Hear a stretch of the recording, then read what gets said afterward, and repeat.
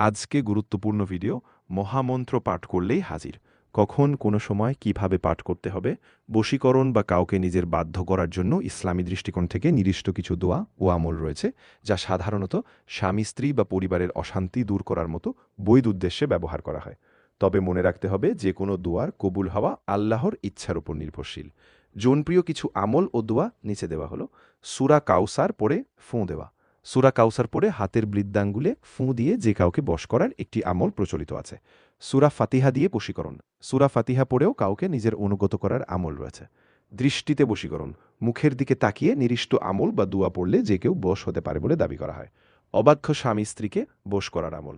পরিবারে অশান্তি দূর করতে স্বামী স্ত্রী বা শ্বশুর শাশুড়িকে বাধ্য করার জন্য বিশেষ তদবির বা দোয়া রয়েছে। নাম ধরে বশীকরণ। নাম ধরে বা নকশা ব্যবহার করে বশীকরণ বা আকর্ষণের আমলও প্রচলিত রয়েছে। দূর থেকে বশীকরণ। দূর থেকে কাউকে বশ বা আকর্ষণ করার জন্য নির্দিষ্ট নিয়তে আমল করা যায়। সতর্কতা। বশীকরণ বা কারো ওপর প্রভাব বিস্তার করার এই ধরনের আমলগুলো শুধুমাত্র স্বামী স্ত্রী বা বৈধ সম্পর্কের ক্ষেত্রে ব্যবহার করা উচিত। অবৈধ বা হারাম কোনো উদ্দেশ্যে এগুলোর ব্যবহার অনুচিত। এগুলোর ব্যবহারে অনেক সময় আত্মার সৃষ্টি হতে পারে বলে সতর্ক করা হয়েছে। নতুন ভিডিও সবার আগে পেতে সাবস্ক্রাইব করুন।